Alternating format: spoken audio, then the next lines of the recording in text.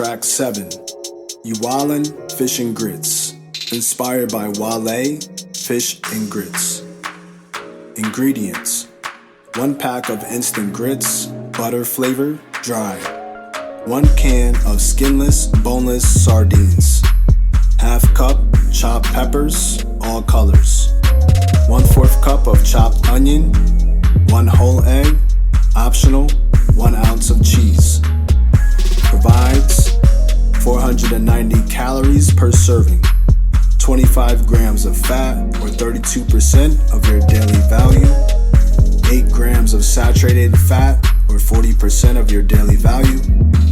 260 milligrams of cholesterol, or 87% of your daily value. 1,010 milligrams of sodium, or 44% of your daily value. 32 grams of total carbohydrate, or 12% of your daily value. 3 grams of fiber, or 11% of your daily value. 0 grams of total sugars.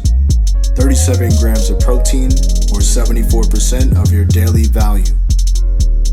Sardines and grits, not for the faint of heart, but great for the heart.